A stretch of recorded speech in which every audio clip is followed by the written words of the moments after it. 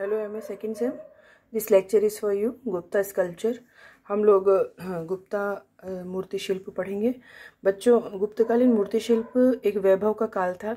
और एक बात ध्यान रखिएगा, शुंग सातवाहन के बाद सीधे गुप्ता कल्चर आप लोग इस कल्चर आप लोगों के कोर्स में, लेकिन इसके बीच में कुषाणकालीन कला डेवलप हो चुकी है। चूँकि कुषाणकालीन कला नॉर्दर्न हिस्से में ही ज़्यादा डेवलप हुई और मध्य प्रदेश में इसके चिन्ह कम मिले, इसलिए चूँकि मध्य प्रदेश के अपने को डील करना है, इसलिए वो चीज़ आप लोगों के सिलेबस में नहीं रखी गई।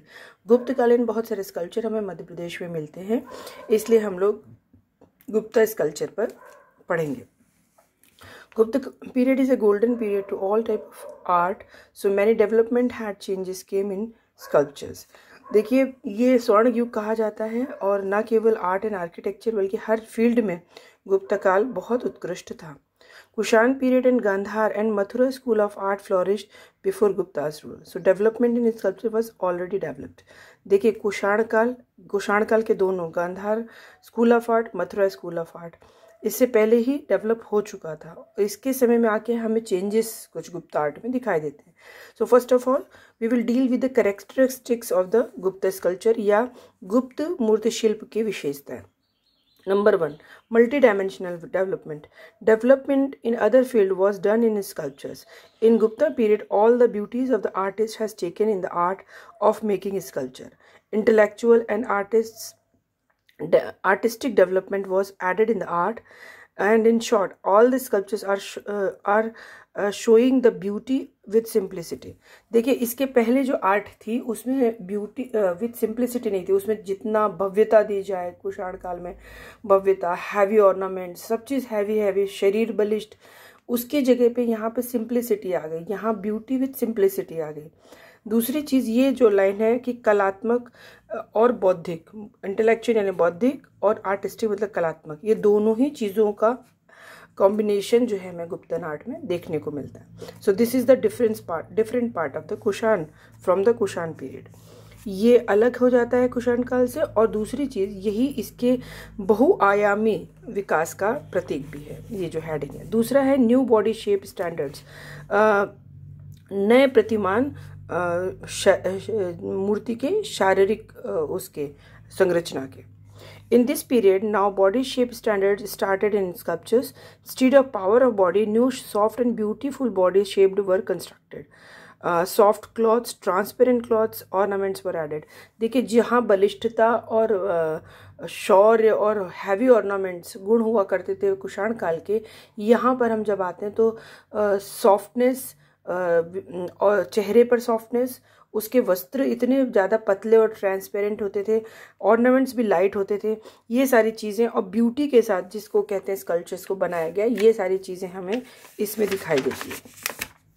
न्यू आसन एंड हस्त मुद्रास, कुछ नए आसन जो हैं वो स्कल्पचर्स के इंट्रोड्यूस किए गए और उसमें हस्त मुद्राएं भी थी। Now the sculptures were not only standing और सिटिंग, ये केवल दो ही तरीके से पहले बनाई जाती थी, या तो खड़ी या बैठी। अब खड़ी और बैठी में तो कोई डिफरेंस कर नहीं सकते, लेकिन बैठी में डिफरेंट आसन मूर्तियों को जरूर दे सकते, जैसे वज्र पर्यंकासन, त्रिभंग आसन, पद्म पर्यंकासन, ललितासन, सुखासन, ये कुछ आसन दिए गए मूर्तियों को गुप्त काल में। और कुछ मुद्राएं दी गई, अभय मुद्रा, वर मुद्रा, अंजलि मुद्रा, ध्यान मुद्रा एंड भूस्पर्श मुद्रा, ये सारी मुद्राएं जो थी गुप्त काल में मूर्तियों को दी गई। तो ये सारे आसन और मुद्रा, ये बिल्कुल नई चीज थी जो गुप्तकालीन मूर्तियों में हमें दिखाई दी। अब है गुप्त सेंटर ऑफ आर्ट। गुप्त सेंटर ऑफ आर्ट पूरे भारत भर में फैले हुए थे, हम लोग उनको देखेंगे, और जो मध्य प्रदेश के हैं उनको हम डिटेल में देखेंगे। In north and east the main centres are Mathura, which was the early centre of the Kushan art. In this period, artists made human-shaped idols. Other than Mathura, Sarnath and Adhichhatra were also, मतलब इसमें मथुरा तो मेन था। देखिए, मथुरा में चूंकि कुषाण कला भी बहुत डेवलप हुई है, गुप्त काल में भी जहाँ आर्टिस्ट होते हैं वहाँ पे आर्टिस्ट को केवल सब्जेक्ट चेंज करना, उसके बाद फिर से मूर्ति बनानी। तो गुप्त काल में मूर्तियाँ बनाने वाला सेंटर भी, मेन सेंटर मथुरा ही था। उसके अलावा अहिछत्र और सारनाथ भी सेंटर्स बनते हैं, और इन लोगों ने आदमकद मूर्तियों को बनाने का, ह्यूमन शेप्ड आइडल्स मतलब आदमकद मूर्तियाँ बनाने का शुरुआत किया। इन सेंट्रल इंडिया, ये अपना क्षेत्र है तो इसको हम लोग डिटेल में लेंगे। In central India so many important Gupta art centres like Bhumara, Tigawa, Khoh, Nachna Kuthar,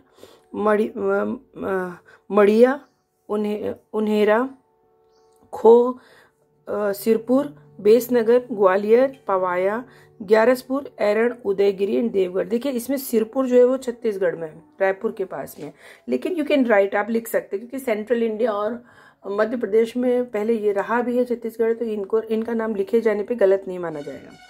now Dashavatar temple in sculptures in Deogarh is a unique example, ये सबसे बड़ा एग्जाम्पल है। The Varaha sculpture of Udayagiri that is very famous, is one of the best sculpture in the world. देखिए उदयगिरी का वराह हो, दशावतार मंदिर हो देवगढ़ का, यह स्कल्पचर्स बहुत सुंदर सुंदर है। Western India, Mandsaur and Rajasthan, sorry Mandsaur नहीं, it is Mandor of Rajasthan and Mirpur of Sindh which is in Pakistan right now are famous. तो ये दोनों के नाम पर वेस्टर्न से केवल नाम लिखिए। In south Ajanta's 19th cave, many Buddha sculpture belongs to Gupta period.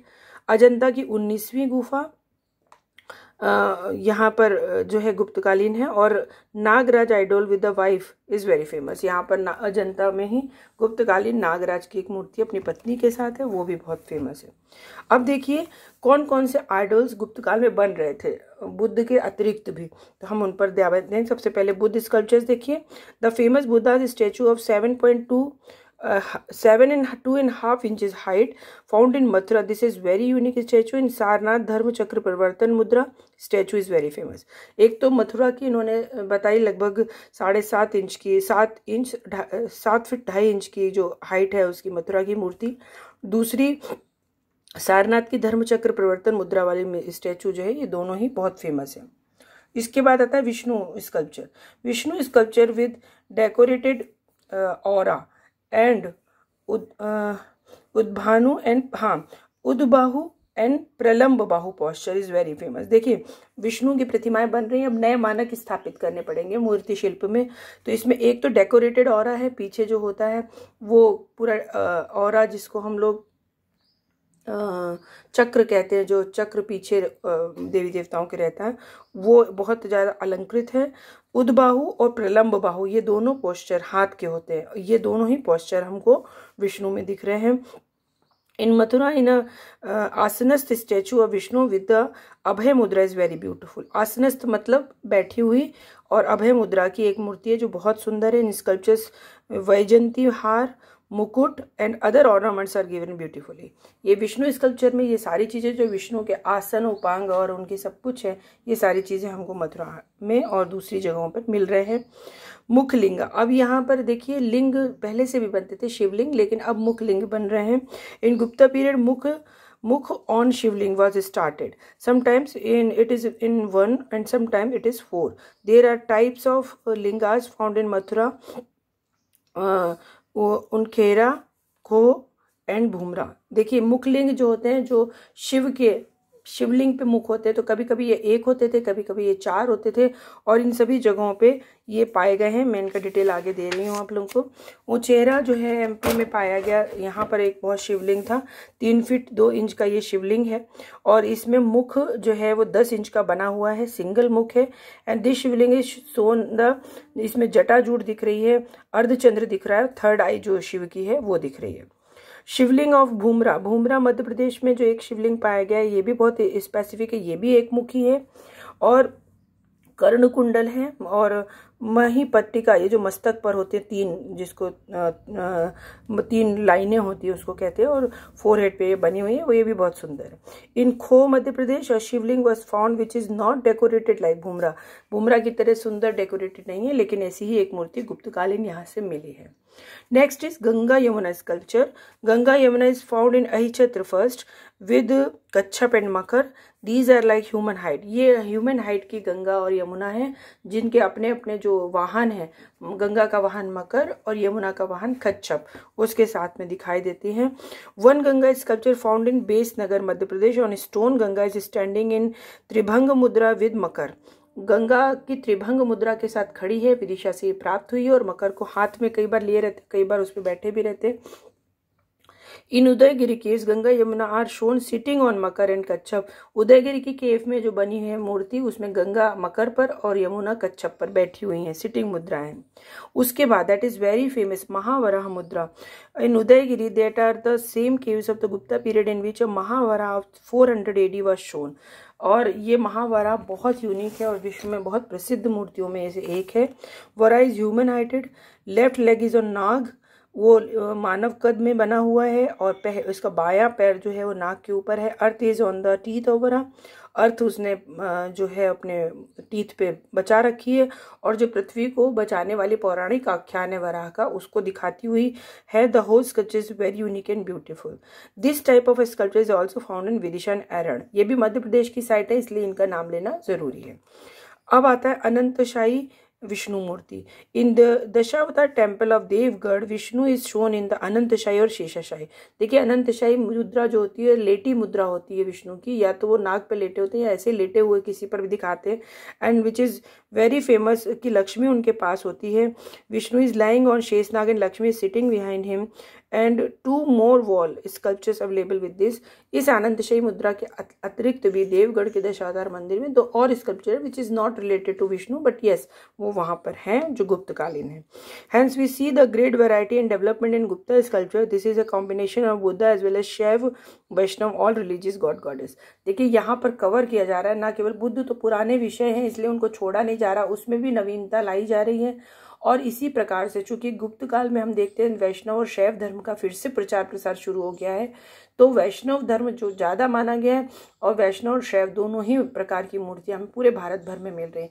बच्चों जब हम लिखेंगे तो हम ऐसा नहीं कर सकते कि केवल मध्य प्रदेश की साइड की ही बात करें। अगर गुप्त आर्ट लिखा है तो हमको मथुरा या अहिछत्र या बाहर के जगहों के भी नाम लेने पड़ेंगे क्योंकि वो स्पेसिफिक है। लेकिन इस बात का विशेष ध्यान रखिए कि आप मध्य प्रदेश की साइट्स को हाईलाइट करिए क्योंकि आपका जो पेपर है वो मध्य प्रदेश की साइट पर है, तो आप उनको हाईलाइट कर दीजिए, बाकियों को सामान्य रूप से बता दीजिए, इस प्रकार क्वेश्चन बना लीजिए। So this is enough for today. अगले उसमें फिर मिलेंगे।